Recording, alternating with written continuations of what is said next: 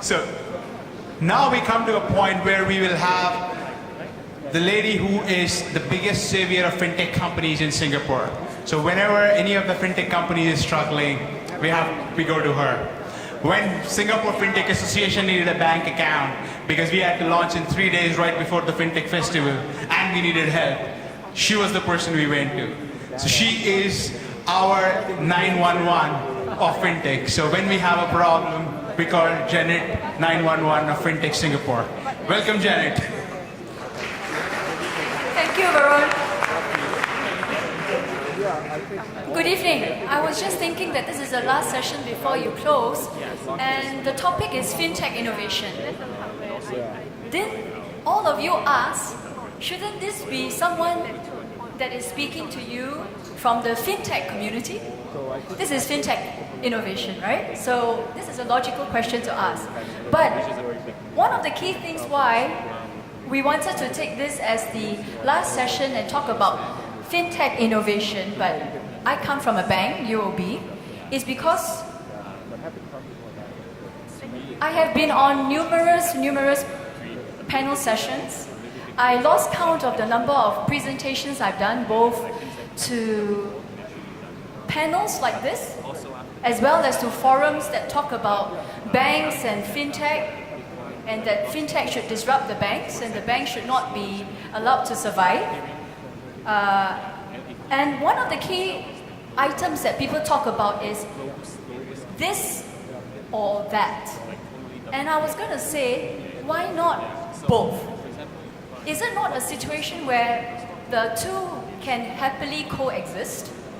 And if you look at this particular chart, fintech, and then there's this newest term that Jack Ma has coined. He said actually, internet companies are more tech, and then they wrap it up with fin. So there's a new term called tech fin. So whether fintech or tech fin, they just want to attack the banks. That's why we have a question mark over there to ask, will the banks survive? Okay, I have a vested interest, and that's why I'm here, talking about fintech innovation. And the key thing over here is this. In 2015, global GDP for the whole world is 77.9 trillion.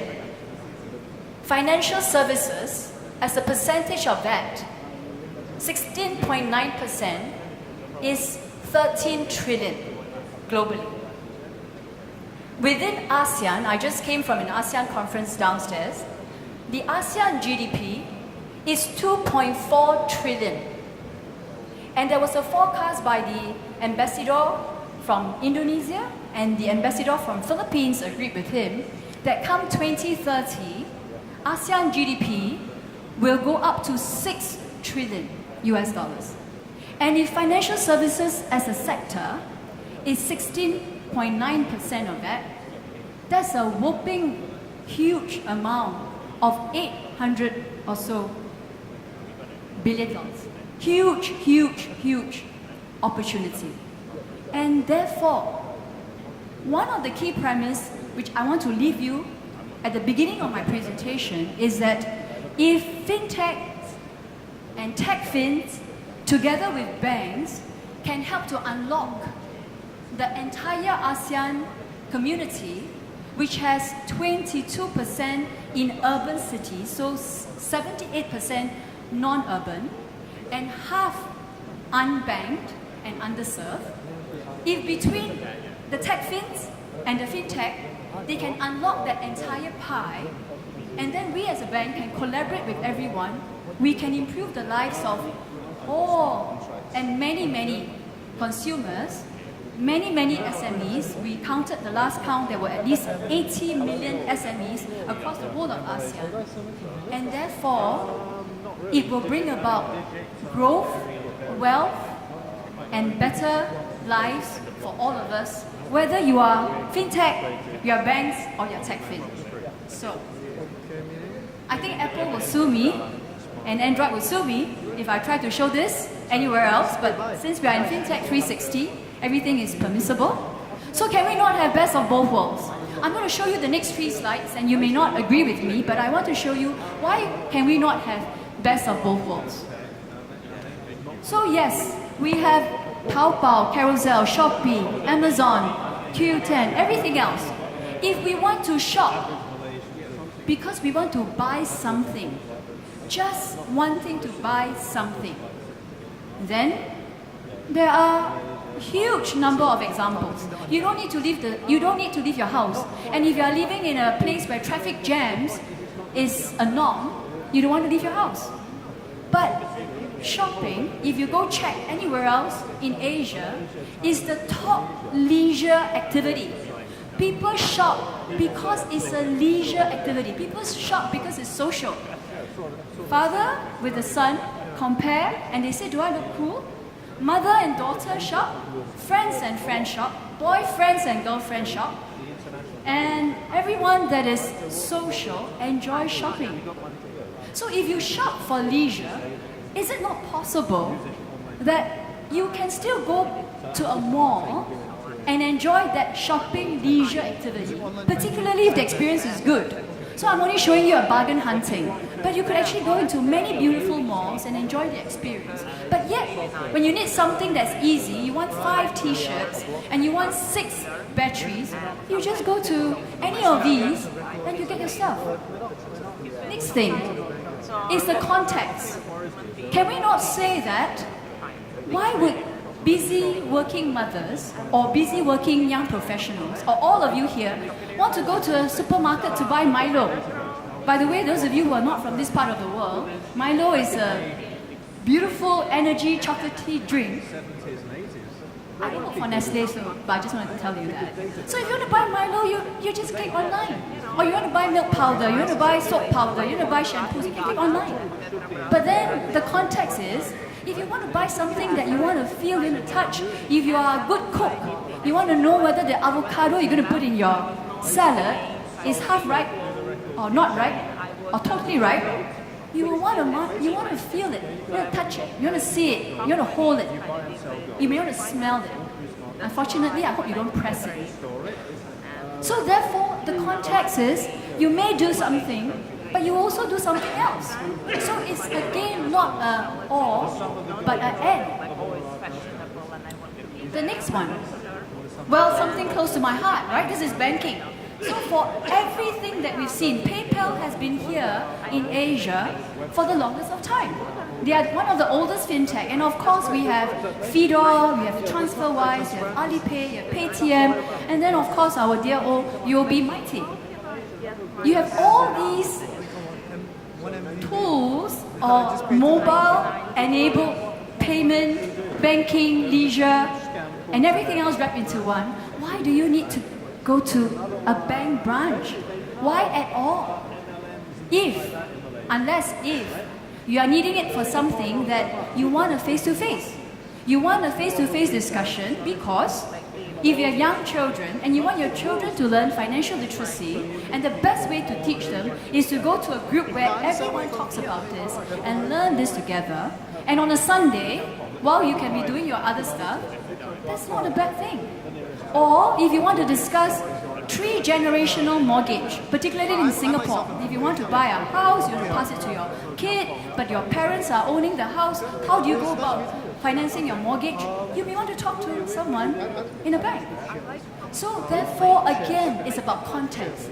So you can have fintech doing all the stuff that you don't like to do because going to a branch, going to the counter, queuing for your check or queuing for your turn is painful. The experience is not great, but you may still want to go to a bank to get the advice, to discuss, to think across, to negotiate, and then to consider before you make your final decision. If the context is about something that is more important, more complex, and something that involves a bigger group. If you're an SME, if you are an SME wanting to plan, how do you want to grow in 7 markets all at one time? Maybe there will be a great robo-advisory app that teaches you what is the return and what is the advice, but you may want to still prefer to speak to someone and get the expertise of risk, get the expertise of trade finance, get the expertise of taxation and accounting, if you can get all that by discussing with a friendly regular banker. So, for everything that we talked about, if you look at the last MAS Fintech Festival in Singapore in November, I lost count of the number of innovation accelerators and innovation labs that have cropped up across Singapore. They just ballooned. I lost count because it started with 4 and 5 and 6. I think now we have more than 30. 30 between insurance companies and financial institutions and non-financial institutions, all doing fintech innovation, fintech accelerators, trying to groom, invest, collaborate with fintech. But yet, despite everything, very often we still get bashed because fintechs feel that everything happens too slow. There's a lot of talk, but there's very little action. For all the innovation that we talked about, and the panel before us, we talked about blockchain. It's not easy to implement any single blockchain project. But is it just for the lack of trying, or is it just because it's just talk but no action? I think if those of you who are from banks, how many of you are from banks? Okay, how many of you are not from banks? That's very good. Okay? So, this is a traditional organization structure. Because, you see, many of you are born digital, right? Fintech, internet companies, and many of you millennials, you guys are born digital. You are born with a handphone in your palm. The moment you're born, you have a handphone. The moment you're born, you have an iPad. All you know is you swipe. The moment you wake up in the morning, you have a mobile phone at your corner, and you're only texting and you're only chatting. That's all you do. Some of you are born digital. But then, many of us have to become digital. We have to embrace digital. We have to be able to change how the legacy systems are and also transform the skill set of everyone we have in the organization to become digital. And truly, a traditional organization structure, I hope I pressed the right thing, like this, is Industrial Revolution 2.0, right? This is all about manufacturing, efficiency, driving standardization, specialization. That's why everything is in boxes, as in silos. But then, for those of you who are born digital, you know, actually everything is networked, just like the blockchain. Everything is networked, everything is connected. There is nothing that's not connected. There's no loose end, because everyone finds someone to be connected. Now with Internet of Things and Internet of Everything, it's people, it's organizations, it's machines. Everything gets connected. 2020, I think there will be more than 20 billion or more devices that are all connected. And therefore, for many organizations, including UOB, who wants to be able to do faster, be more agile, and be able to respond to the many different collaboration opportunities that come about our way, because we actually have many different ways of tapping and utilizing innovative fintech solutions. It is too slow for you. It is too little action for you. But this is the reason. And if you understand the reason, it is all about making sure that as you interact with organizations, you know where to find the wormhole. Find the right wormhole, establish the right contacts, speak to the right parties, make sure that your value proposition really meets with the organization that you want to talk to. You will be able to accelerate some of these innovation solutions. And I always talk about quick wins. It's not about trying to establish this global connected blockchain solution that will enable all devices and replace SWIFT for all money transfers. It's about trying to make sure that you have 20 parties doing sufficient to enable a certain segment of your customers to transact or to effect some degree of change in the way traditional banking is done. And I think that part itself will enable more and more organizations who are like this to learn to become like this. So, is not for the lack of trying. It is all about speed. Technology moves at a speed that all of us can never beat, right? Human beings can never process as fast as machines. But human beings by nature is intelligent, and we will increase the speed of how we learn, and we will improve how we would react and respond. But are we there yet? Answer is no. Do we want to get there? Answer is yes. This is what UOB wants to do as well.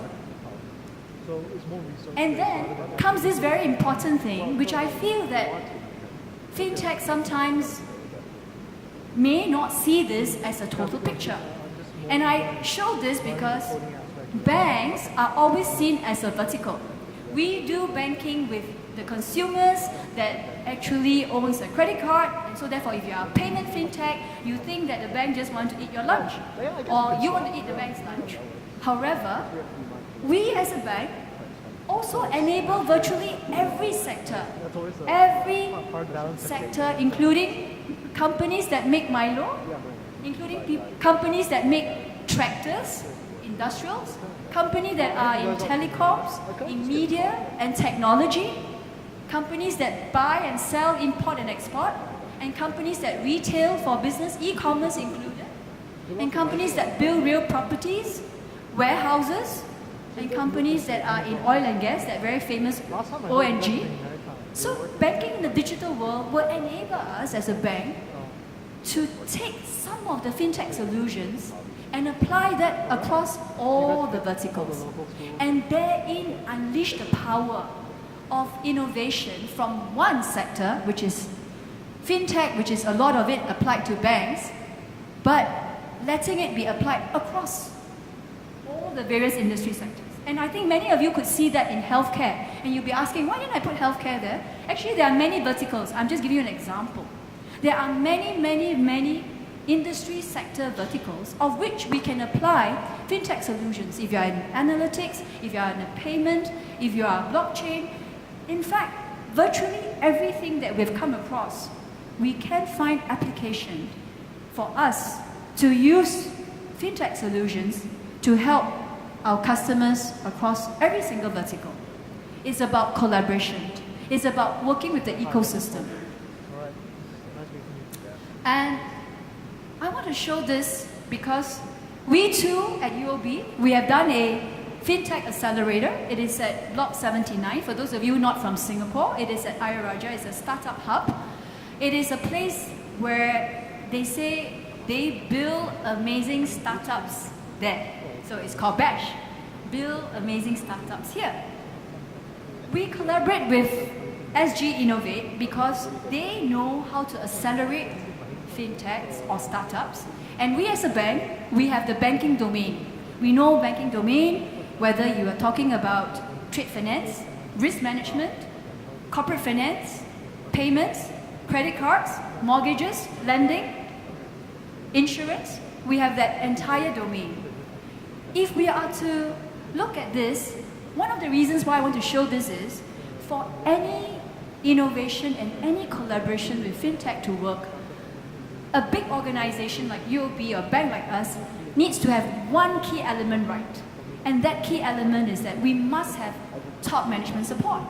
Every single person in front, including my CEO, and every one of us here, the CFO, the Chief Risk Officer, my board of director herself, head of technology and operations, every single one over here is a key mover and shaker in the bank. And if they embrace, they support, they buy in, and they are there to understand what all the excitement and all the innovation from outside is, we are able to mobilize the right resources in a bank and put in the right investments to collaborate. And the FinLab is about that. So this year we had run our second cycle. We have about 400 applications from all over the world, I think about 40 countries. And we've gone through our second round of selection, and we are about to select our next batch of 10. But this is only but one way of collaborating with the fintech community. But I wanted to show this because it's significant. Any single organization that wants to transform require this very important factor, which is top leadership support. And once that that comes across is really about execution. And the execution will be together with everyone that these guys lead in their organizations. So what's the outcome? I want to show you a couple of outcomes. Kada is one of the fintech that we had been able to accelerate, and they cater to consumers. By being able to unlock previous large payments that couldn't be used by credit cards, they have been able to enrich and improve the lives of many of the consumers. So you can pay income tax payments and car loan installments and mortgage repayments upcoming. And today, they can already pay rent, rental deposit, education fees, and condo fees. So this is one example. We have lots and lots and lots of SME customers. And you see Zero, this is a fintech from Australia, accounting, and you have all the rest of these small and large fintech companies coming together, and then we bundling a solution to help improve our SME lives. So it is an end-to-end solution. It is not a solution that we develop from scratch. It's a solution that we collaborate with the industry. It's a solution that we collaborate with external parties. We put this together and say, here you are, retailers. We know that you have to go on a journey of SME go digital. This is one way we think we can help you. Do not spend time trying to figure out your Excel spreadsheets and balance your ledger and check where your cash is and know where your salaries are paid or not. Use something like this. And then, I mentioned to you that we have companies that are real estate developers. Many real estate developers ultimately end up selling condos. And many of them wants to go beyond and hope that the people who buy their condos continue to engage them. So they develop a condo and residence app. Okay? But behind any condos and resident app, you need a payment system to pay your condo fees, to pay barbecue booking fees, and everything else. And again, similarly, we bank a lot of schools. Schools, parents, students needs to engage and interact. But when they complete everything, you still need school fees to be paid, excursion fees to be paid. So again, the collaboration is about understanding what the needs of our customers are, and then finding the right fintech who has some of these solutions and say, can we now make the lives of condo owners and parents with kids at school to live their lives better? Because now it's no longer a hassle to write a check or to, God forbid, dig out a lot of cash to pay your condo fees or pay school fees. Next, if we go up the chain, it's about making supply chain financing easy. If you can connect both the goods and physical flow and the financial flow. So again, here are two examples of fintech that we work with, Newfin Data and EvaPay. And we can complete the entire process without them having got to repeat and connect and have disjointed systems that sometimes do not make sense and do not integrate. I show one more example, and this is a favorite example of mine because we went all the way to Israel to do twice due diligence. Reason was because in UOB we do a lot of SME business, and we realized that some SMEs in their early stage of growth has no ability to generate cash flow to repay a loan. But they have this great idea that can scale. They will probably need to burn cash for 2 to 3 years. What do? Go to friends, family, angels, PE firms, VCs. But there is this thing called crowdfunding. Equity crowdfunding made easy. And if we can help these SMEs during this period to raise equity in a much more expedient way and to be able to reach out to the world, right? Because we are in this part of the world. Our crowd, which is an Israeli-based crowdfunding platform, has 11,000 investors and counting, plus the ability to reach out to a part of the world that we today don't reach. ordinarily. So you unlock a new pool of investors globally on a platform. So when we went there and we said, we could actually meet the needs of 3 of our customer segments. So 1 for 3 is a good deal. We can meet the needs of our SME customers who need to raise funds. We could meet the needs of our high net worth customers who has a lot of excess cash, and there's some private bankers in the room. Some of your customers want to engage in higher risk investments, hoping for a higher return. Everyone wants to invest in a Facebook, or everyone wants to invest in a Alipay, or an Ant Financial. So therefore, this meets the needs of those high net worth investors. And the third one, companies, large companies, multinationals, or even large corporates who wants to find innovative ideas that are disruptive to their industry. So drones, so invasive technology, so future of manufacturing, so industrial revolution with 3D printing, augmented reality, all combined into one. There are many of the startups in there with that kind of technology that Intel, a Cisco, a GE, Honda are looking for. So 3 customer segments needs can be met with one fintech collaboration. And that's the reason why we've brought this onto our platform. And last but not least, because I know the panel before me was about blockchain, we are about to unveil, and I can't name this yet because it's not unveiled yet. We're about to unveil, working together with a payments fintech plus a blockchain fintech to enable, and you can kind of guess the 2 pictures what they could mean, but I'm not going to say it because I'm bound by banking secrecy. MAS still regulates me, unfortunately or fortunately. I don't know whether there's a regulator in the room, but we are regulated. So this currently is being put together, and we should be able to unveil that soon. So another way of collaborating to ensure that a blockchain technology or fintech that may take a long time to catalyze huge and disruptive business model can be shown to the man in the street or to organizations that blockchain technology works, and it works well, and it's efficient, and it's good, and that it's proven, and it can be trusted, and it can be adopted. And that's about how we can bring fintech innovation to the community and to the entire customer base. So, if I have not convinced you that we really truly believe, if we want to make sure that customers is at the center of everything we do, and if we combine all the best of fintech or tech-fin, I don't really care, whichever way, I think the alphabets are the same, just how you place them, and banks, and we can all make use of fintech innovation, we can then all win, win, win. With that, I thank you.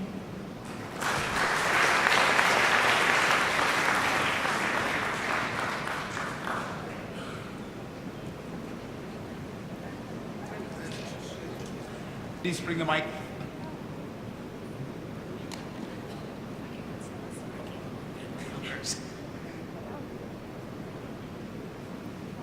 Hi.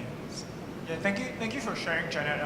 I just want to ask you a question regarding the first couple of slides you shared. So, sharing that a lot of customers will still choose a retail shopping experience, or that the physical supermarket shopping experience will only come side by side with e-commerce. You seem to allude to the fact that a lot of banking consumers will still need the physical banking branches to do their transactions. So what is your take on how the physical bank branches will serve its purpose for UOB in future? Will it purely be a side-by-side thing along with the digital experience, or are you envisioning maybe banks using like a physical retail space as, say, how Apple would use it to try and augment that experience, and then the purchasing or the transactions could still be done digitally?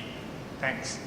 Okay, so I was going to say that we don't think that transactions, as you understand banking transactions are done, like people going to the counter, processing a payment, depositing cash, cashing out a check.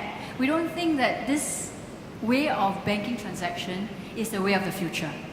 Particularly with the fact that mobile and internet penetration is going to cross 75% across the whole of ASEAN very soon.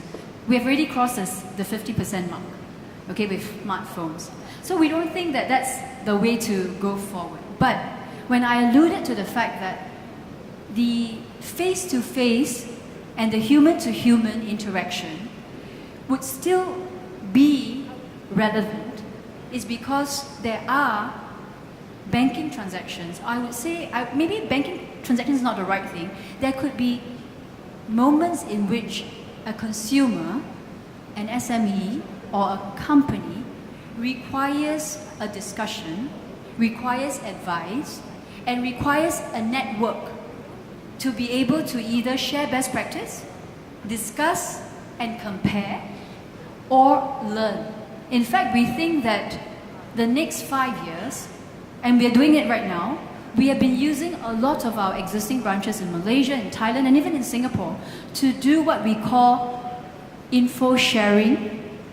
We use it to educate, so that the digital divide between our existing customer base who are not born digital, right? So we still have many, many customers who are not born digital, and we cannot leave them behind, and that's their preference. So we have to spend time to get them to become digital and to be comfortable, and that's a lot of our job to do.